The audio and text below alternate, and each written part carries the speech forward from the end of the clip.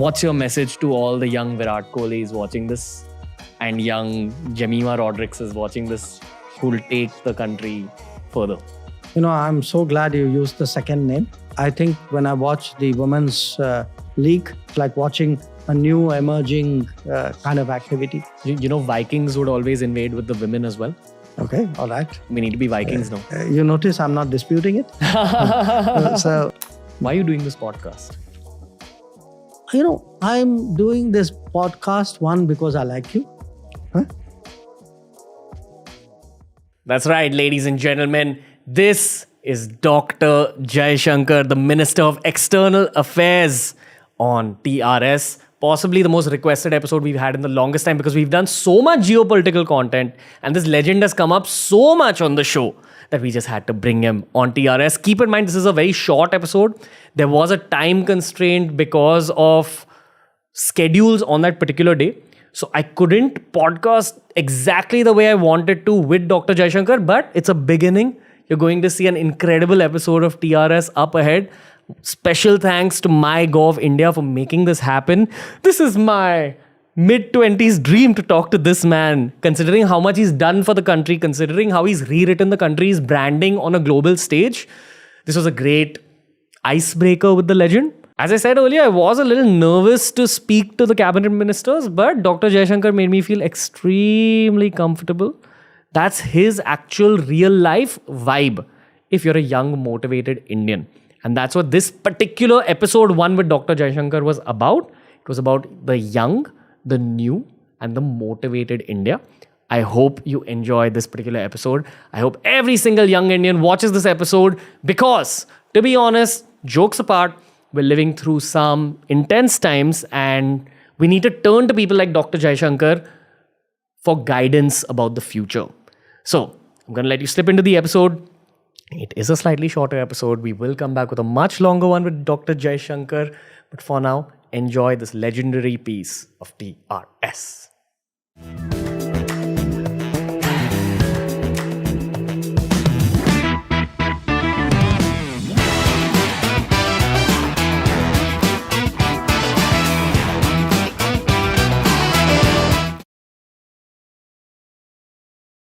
Dr. Jaishankar, the most requested podcast possibly that we ever had.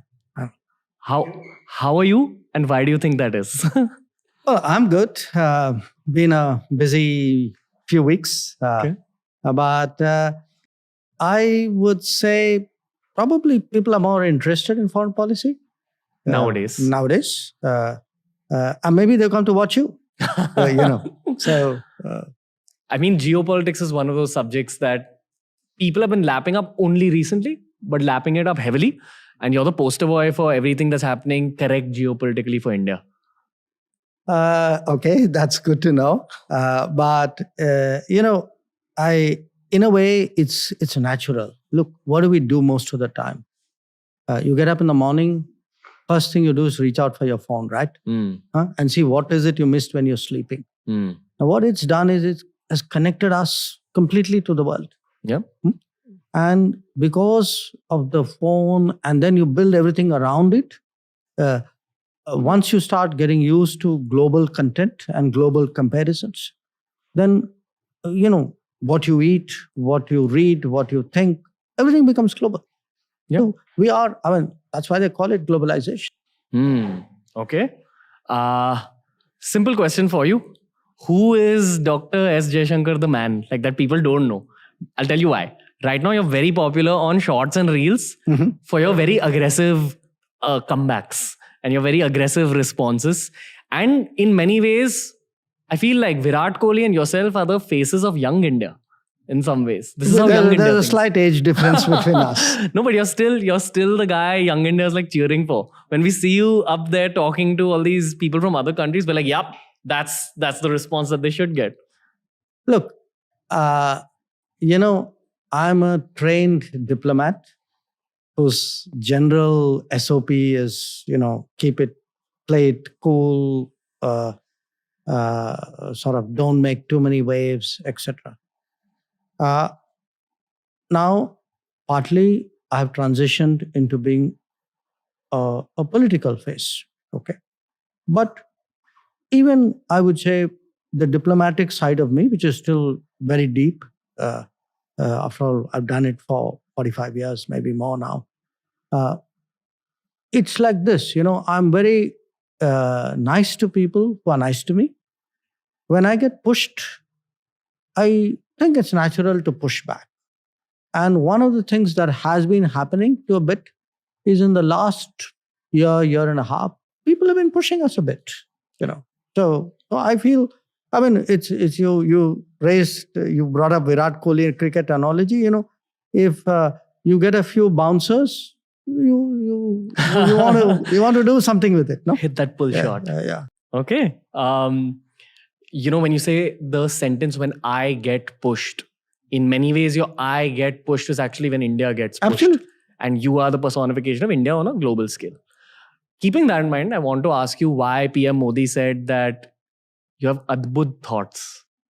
No, he didn't exactly say adbhut. I think he said वो अंदरूनी हाँ कि उनको बहुत अनुभव है. Look, to be very frank, we had got off a plane. I was myself a little bit zonked getting off the plane. And he was talking about just outside to a group of supporters. And I guess, I didn't ask him after that, okay? I guess what he was really saying is, look, this guy has watched a lot of people come and go. So he's seen a lot. So maybe you should talk to him and ask him what's different. What's your gauge? Or what's different? Yeah, about you. No, I don't think it was so much what he was talking about me. He was actually saying that, look, guys, talk to him because he will tell you how much the prime minister's visits have changed, how much foreign policy has changed, how much the country has changed. So it was more it was my thoughts rather than me as a subject that he was talking about. That's my take of it. I think it's one and the same thing. Whatever. Okay. I had Ishant Sharma on the show yesterday. Oh, really? Cricketer. Okay. And he spoke about how after a certain point, because you've played so much cricket and you have so many experiences that you've had, your pattern recognition improves. Some people would call pattern recognition intuition or the sixth sense. Mm-hmm. I am 100% sure that even on a geopolitical scale, there is a role of your sixth sense. Absolutely. I agree with you.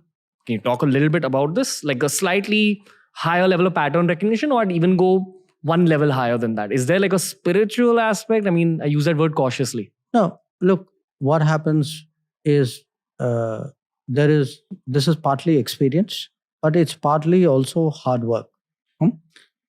Any business, we are using a sports, but I would use it in my own line of work.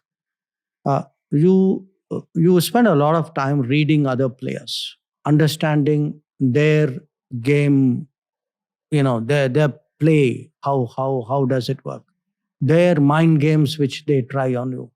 So you try to see patterns in other people, in other countries, in other other foreign ministries, etc. Just like you do in sports. So in that sense, there's something it's a competitive activity. So if you're going up against a competitor, and I am a very competitive person, okay? I mean, when you ask me that bit, I absolutely let you know. I mean, I try to work out as much of it in sports, but I still have a lot left over for my real business. So if you are a competitive person, all the time your sixth sense, as you call it, is working on one part. I'm listening to you, but if I've seen you do this before, we've talked before, I've prepared by watching you or studying you before, the sixth sense takes over. So sometimes, when you are in a situation, people sometimes ask you saying, oh, did you think about that line before? I didn't. I mean, that sixth sense takes over at that time because you already kind of, it's moving faster than your mind. And it's actually telling you, okay, they're going to hit you with this. So you're already processing it. So you see that coming at you before it actually comes at you. So that's I would say it's more like a instinct. You call it spirituality. I wouldn't go that far, but Sure. There you have. But I just want to round off the earlier point. You asked me what did PM mean by that? What has changed? I think one part is we're really living under Prime Minister Modi in a different era. I mean, he has been in many ways personally transformational. He's churned the system in a very, very radical way. I mean, I joined the government when another Gujarati was a prime minister, Morarji Desai. Okay, so that's how far back I go. Huh? A lot of people, your listeners would be wondering, okay, what the hell is he even talking about? No. Huh? You're still the poster boy of young India. But look, it's not often you get people in any line of business, leave alone in something like running a nation. You can have the big thoughts, the strategic ideas, the grand vision. Huh? Very seriously, you have the revolutionary concepts that you chart out, okay, there's a different way of looking at a problem. That's one skill. And then you have going down to the details saying, okay, this needs to be tweaked, that detail needs to be looked at, this problem needs to be fixed. Guys, you haven't done the backup on this. Usually, there are talented people, inspired people who get the big picture. There are people who are very grounded, who kind of go down, drill down. It's very rare to find it in one person. And that, I would say, to me, is a very singular quality of Prime Minister Modi. Yeah. And that makes it very, in a way, very interesting to work with him, but it makes it very challenging because he can challenge you right up there. He can challenge you right down there, What's your current challenge? Look, the world's a tough place right now. We barely come out of this COVID thing. You had this Ukraine conflict and all the consequences which came out of it, energy, food, inflation, fertilizer. If we had not handled it well, we actually, the Indian consumer today, the average person, you and me, it would have actually hit us in our pockets. We would have seen much higher inflation. We'd be paying much more for our oil than we are. So I'm actually looking at the world where everything is coming at me at the same time. There's a health issue coming at me. There's an energy issue coming at me. I have a set of border problems on the border areas with the Chinese. I have the pending, the old problem with the Pakistanis who, have been doing terrorism for so long. And at the same time, I'm growing. My people are traveling abroad. And for me, one big part is how, foreign policy is not a kind of a board game or an academic exercise. It actually affects every person. So in my own mind, it's like, how do I get this foreign policy for you personally, right? How do I secure you when you travel? How do I look after you when you get into problems? How do I make sure, if you're a student, that you can work on the side and support yourself? Or that, you don't have to wait for 2.5 years for a visa by a foreign embassy. So it's, as I said, I've also learned, it's the small things, it's the big things, you got to get them both right. The one truth I've learned about geopolitics is that it's money oriented. If you have the money, it helps you geopolitically. The second truth I've learned is that, and this I've learned in the last 3 days speaking to the cabinet ministers, all right, is that the role of entrepreneurs is just do your own thing, create employment, increase the exports of the country, help the country become richer. Would you like to give the youth and especially entrepreneurs any other geopolitical advice when it comes to this? I don't want to use the phrase India versus China, but this whole scenario. How can we help? No, I think you're smart not using that phrase India versus China for this reason. Yes, we have issues with China, but that's not the only issue. I mean, we have to be fundamentally competitive. If I do not have the factories, if I do not have the as you say, the entrepreneurship, the businesses, the startup, the agriculture, the infrastructure, it's not just the Chinese. The rest of the world will also run over me. So, it is, at the end of the day, there are roughly 200 nations in the world. Okay, maybe about 125, maybe much smaller. Okay. After that, once you start grading them, there will be a zone. Okay. There'll be a zone of countries who constantly compete with each other. They could even be friends.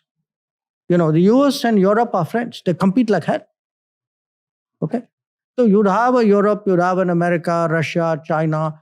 Then you add, maybe countries who are economically smaller than us, but they would compete in certain fields. So, say, for example, you have a Vietnam. Vietnam is a much smaller economy. But the fact is, Vietnam competes when it comes to certain kinds of investment. Okay. So, the bottom line, I think what the young people need to know is that today, it is all about building strengths. That when you say make in India, when you say startup India, when you say Gati Shakti, nobody is going to manufacture in India if your infrastructure is lousy. Okay. So they need to see the smart ports, the good roads, the rapid movement of goods. Now, if you have to do all this, if you really need to create jobs, to me, at the end of the day, it's all about creating jobs and opportunities. There are many roads to it. Even foreign policy, I would say, especially foreign policy, is one road, which is our job is also to market India, to brand India, to make India a magnet so that the rest of the world says, okay, these are responsible guys, these are safe guys, let's go and do business. They're not going to steal your stuff. Okay. Basically chase excellence, create employment. Absolutely. And as we move forward in this chase of individual excellence, you will achieve national excellence. Absolutely. Okay? Absolutely. In the sport of in the global sport of geopolitics. Absolutely. All right. Well said. When you meet one of our rival nations' foreign ministers, like we saw you doing the Namaste to Bilawal Bhutto, what is your interaction with him, which the news doesn't capture, which only podcasts can potentially capture? And what's your interaction like with, say, the Chinese foreign minister if you meet him? Diplomacy is an art of detail in a way. Okay, there's a lot of nuance, body language, how you dress, what you say, how you look, how you hold your hands or don't hold your hands. So all of this counts. It depends on the person. It depends on the situation. It depends, the context, National the relationship. Yes, that also. Okay. So you try to use. It's a bit like a choreography. So you use that occasion to do the signaling. I could modulate it depending on that. So it would depend on the situation. So there are times and occasions. So I wouldn't say there's a single formula. Okay. Very raw question for you. So please. So pardon me if I'm crossing a line. No. What's the most pissed off you've gotten at one of these meetings? I'm sure something would have been said that just irritated you as a human being. And what was your response? And you don't need to name, or you can name if you wish. Rarely by personal things, because mostly I've learned to absorb it. I take it's par for the course for me. Okay. So, what happens is things do get under my skin, and I give you a recent example. I've spoken about it. I was actually landed, I forget, from Bangalore or something on a plane, and I saw this picture of this guy climbing up the Indian High Commission in London and trying to pull down a flag. So absolutely, it got under my skin. So, or if people, they try and score points, I personal points, I just shrug it. Okay, I put. But if I feel in some way the collective I in some way is demeaned or attacked or something, yes, that's when I said, when I get pushed, okay. That I, as you rightly said, is not me the I, but I the India. But that sense that somewhere, if you're not given the respect, or you're not, if your people are condescending, or sometimes people ambush you. okay. And professionally, when do you feel the most alive? Like, when do you feel that you were born to do exactly this? That's a feeling which kind of grew on me over a period of time. Part of it was, I actually studied international relations, which is not that usual for people in diplomats. Now, I'm only the second foreign minister who's actually been a diplomat. Natwar Singh was the only other guy who've been in that. So in a sense, my studies, my past long profession, my current responsibility, and even I had a brief break in business. Even that was international. I was with the Tata Group, and they gave me a kind of role in international business. So I've been in that sense, that feeling that you're bound to do this, frankly, has grown a lot. And in a way, I also came from a household which was very international. I live international. I mean, my family relationships are international. I spend most of my time international. So I guess it's sort of in you. Okay. But at this stage of your life, is there any moment? Occasionally, I do give lifestyle advice to younger people. Rarely, mostly when they ask. Okay. I don't dispense otherwise. I tell people, look, if you really like doing something, you'll be very good at it. The problem with most of us is we end up doing things which is not necessarily what we want to do. It's what we're told to do. It's what we're told to do, or circumstances make you. Sure. Okay. So for me, look, I always liked reading about the world. I like listening to music of the world. I like eating global food. Sometimes consuming YouTube podcasts. It's been a mix of all of that. So that what you say, we are bound to do it. Yeah, sure. I mean, all of this gets into that. Yeah, it's a natural. Okay, all right. Yeah. This is a question that comes from the engineer inside me. Are you following the AI revolution based on whatever's happening in the world? I'm sure you are. I mean, that was just an intro to the question. Okay, that's podcasting techniques. Let's talk a little bit about the role of AI. I would love for you to also give an input on the role of quantum computing, because it's come up in geopolitical conversations. Mm-hmm. How do you look at it from your perspective? The future of technology. I don't know if you watch this show called Black Mirror. No, I haven't. Okay, it's about the technologies that are upcoming. And Yuval Noah Harari says that the stuff they've shown in Black Mirror is so realistic. It's either already happening or it's going to happen in 5 to 10 years. Or it'll happen once you watch the show. Possibly. Because science fiction determines where science goes. But do you follow whatever's happening in the world of engineering technology? And how do you look at it affecting our country, our foreign policy, etc., etc.? I'm not an engineer. And I'll give you what I hope is like a common sense answer from my perspective. And I'll take you back actually to your first question. Sure. You asked me, do I watch patterns? Okay. Sure, I watch patterns. That's how I do my business. That's why I think I can be good at my business.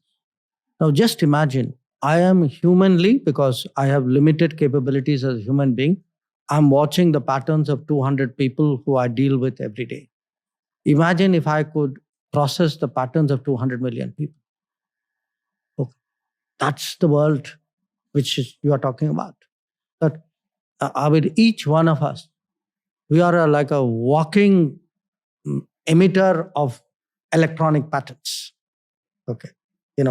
What you download, what you say, what you listen to, what you buy, what you eat. You're creating, earlier on, there would have been a pattern, but you couldn't see it. Okay. Today, that pattern is organized. It has actually become a business. It has become politics. It has become strategy.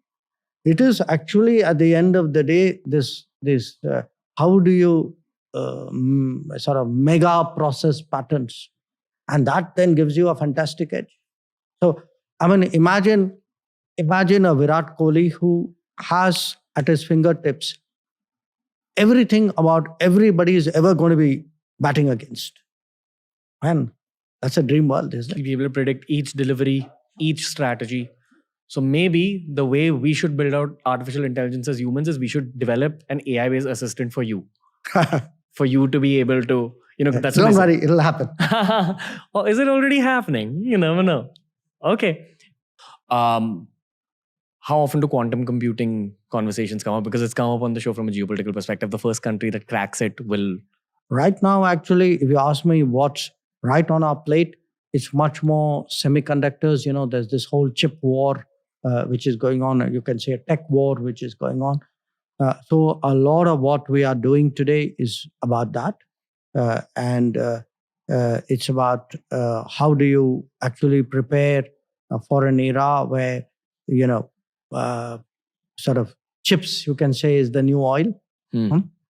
And in fact, I was a week ago in Europe, and thereafter with the PM at the Quad in Japan. And a big part of those conversations were really about how, you know, countries cooperate to ensure what we call trusted collaboration, which is countries who have that uh, faith in each other, who have similar systems. We use the word like-minded. You know, these are normally market economies, democracies, sort of how, you know, people with companies who follow company ethics and rules, Yes, like we know. How do these countries really come together and create a kind of a supply chain? Now, here's the bit which I think particularly your younger listeners should look at. There was a time 10 years ago, well, maybe more, 7, 8 years ago even.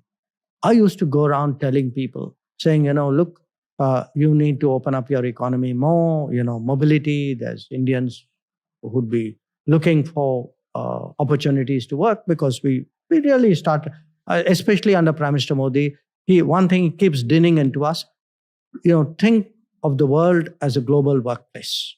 Okay, this is one like regular message we get from him in every possible way. as a global workplace. Global workplace. That don't think, you know, your work opportunities could be anywhere.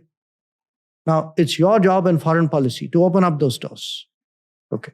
You know, why should a talented Indian be restricted? Okay. Now, if you are going to work everywhere, and this doesn't have to be rocket science, okay? I mean, you have people working in merchant shipping and air crews, in blue collar jobs, in professional jobs, as chartered account, any profession you take. How do you actually give a full kind of space for Indian talent to do its best?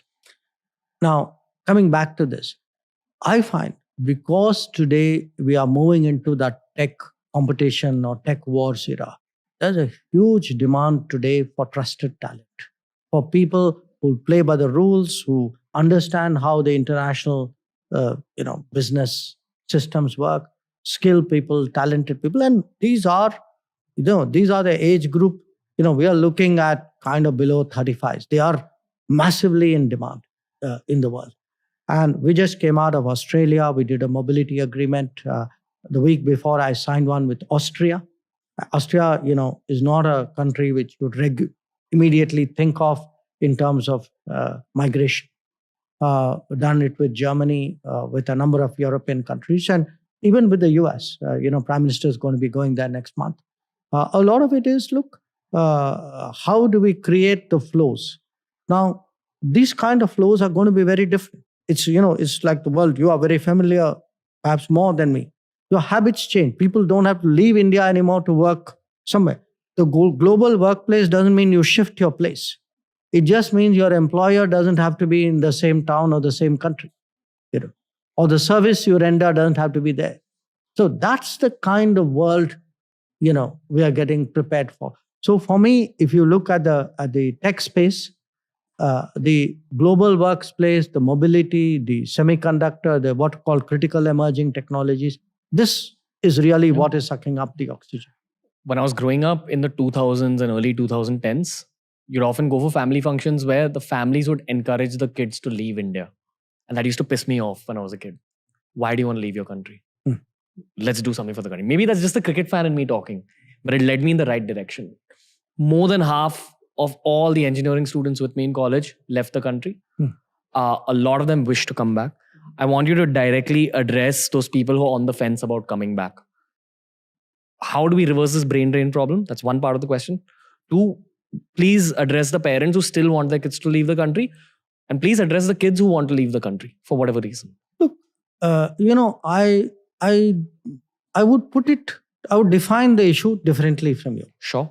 If you define it as, brain drain, here's our country, there is abroad, why are you leaving? You're making it a kind of choice which you may not necessarily get the outcomes you want. Okay. I put it to you very differently. It's, the world's like a kind of a membrane. Huh? You can go in and out. And actually, that's what's going to happen. I see, I've actually encountered a lot of people who do a job, go abroad, do a job, come back, go again abroad. The days when you said, oh, if I leave a foreign country and come back to India, oh my God, maybe I'll never go back again. Now that's no longer the case.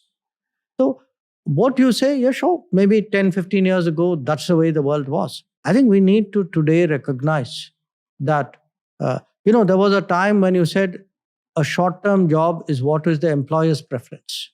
For a lot of people today, would actually say, okay, let me take this, but I'm not sure I'm going to commit my entire life to this. That's also happening.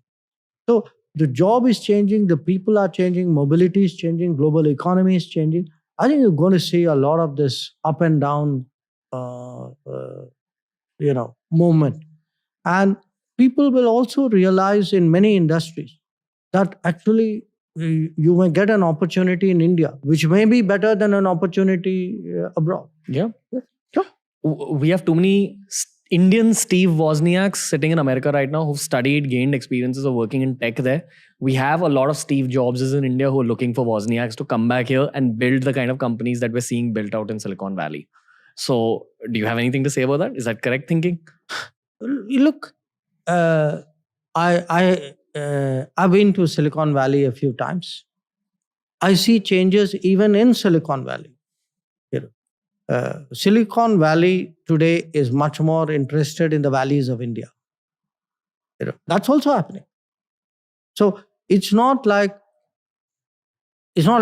escape to Silicon Valley and guys, now I found Nirvana. Anymore. Sure. I think you're seeing a lot of people, okay, out there coming back. After all, look, even for people out there, when they now see, you take the example of Apple, okay? Why it's been an important event is it's had a very strong resonance at different levels. It's had a resonance in manufacturing. It's a kind of validation of an improved business atmosphere. It's also, by the way, a testament to the quality of people they find. Now, frankly, this wouldn't have happened 10 years ago. So it's a very good example. Look, I can always tell anybody, everything is much better 10 years. Now you'll say, okay, show me the proof. To me, that's a proof.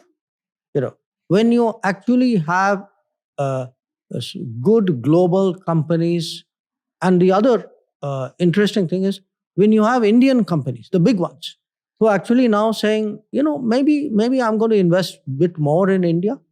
I don't need to necessarily hedge by going out. So that too is a factor. So things are happening. Okay. Why are you doing this podcast? I'm doing this podcast, one, because I like you. But two, I'm also doing it because I feel today you need to get people to understand what we are about, what the government's about, what the world is about. And different people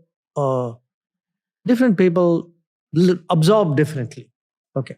There's still people, the beauty with India is you have 20 different mediums spread over 200 years. All of them are still working.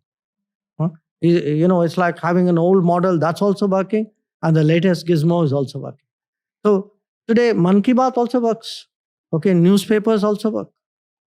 But it's who you're talking to. Okay. So, this is a different set of people I'm talking to, a different generation of people I'm talking to. I would love to believe that my podcast audience is the one that wants aggressive growth. It's the Virat Kohlis of the future of this country. I hope so. So, considering that these are all extremely aggressive leaders, one last question for you on this chat, and I hope it's the first chat of many, many more chats that we have eventually. What's your message to all the young Virat Kohlis watching this and young Jemima Rodriguez's watching this who'll take the country further? I'm so glad you used the second name because, I actually this year got really, it's something which I've followed for some time. But I think when I watch the women's league, and I find that's something which is also really when it's like watching a new emerging kind of activity. But You know, Vikings would always invade with the women as well. okay, all right. We need to be Vikings now. Anyway, let's go on. You notice I'm not disputing it. But no, look, my message would be different era, have self-belief. I mean, the kind of opportunities, the possibilities of this era are very different. I think today it's very important at one level. I spoke about thinking big and thinking kind of practical, deep detail. Similarly, I would say we need to look at the big choices we make, the national choices we make. We need to look at the personal choices we make. They're not divorced from each other. A good, sound national choice actually widens your personal choices. And look, anybody with age wants to be younger. Okay, it's a natural feeling. But truly, for someone who's today, say 20, there's a world waiting out them to happen. And I think it's the obligation of people like us to sort of open that up as much, to prepare it as much, to create that kind of favorable ground. And when maybe in the next chat we should do this. Actually, you look at Indian cricket and Indian diplomacy. I think there's a lot that they could learn from each other. That could be a subject in itself. Wow. Okay. So many more tangential questions just related to that thought. One last question. There's also a lot of YouTubers, and I would like to say extremely early thought leaders. Maybe we are, because we do influence a large mass of people. What's your message for them? What role do we have for our country? Look, I think today you honestly don't have to be experienced, which is another nice way of saying a little older, to lead. Leadership can come from a young person. Conversely, there are people who may be older who would relate to a young person precisely because they have that kind of confidence. I was very struck. I was reading something which P.V. Sindhu had written, and one of the points she made was, how is it that Narendra Modi is today a youth icon? Why is he a youth icon? It's a very interesting question. It's worth thinking about. So I think that's a good note to end this session. So I too look forward to another one at some stage. I've given you an idea today, but always open to your thoughts. Dr. Jaishankar, honor of my life. That's all I will say. Thank you for everything you're doing. The whole I is India conversation. Mm-hmm. We all know that secretly. The youth is obsessed with geopolitics nowadays. Thank you, sir. Means a lot. Looking forward to talking to you again. If I may be able to do so, I would like to fist bump you and say thank you, sir. Thank you. Learning from you every day. That was the episode for today, ladies and gentlemen. Big tick mark on my own career objective sheet. This is a legend. I just spoke to a legend. Trust me, it took time to sink in. Like, it was just a 45-minute conversation, and I know that the next time I meet him, it's going to be a 2-hour conversation. We're going to go much deeper. We're going to cover many more topics. I'm going to ask him a lot more questions that Abhijit Chavda, Rajiv Malhotra, Abhijit Iyer Mitra have raised in my mind, but that's for the next time. For now, I request you to share this episode as much as possible. More cabinet minister interviews are coming up. Thanks to MyGov India helping TRS crack these conversations. Please give me your feedback, ladies and gentlemen. I want to know what you thought of this conversation. I want to know what we can improve. And I want to know who else you'd like to see when it comes to this political phase of TRS. I always try bringing out the human side of the person. And I hope that you enjoy these conversations as much as I enjoy creating them for you. Lots of love to you guys. Lots of gratitude. Dr. Jaishankar will be back on TRS. Lots of love and gratitude and Peri Pona to him. Thank you, sir, for everything you do for the country. I hope to see you soon was an honor speaking to you, and it's always an honor creating episodes for you guys. Ranveer, we'll see you soon, everybody.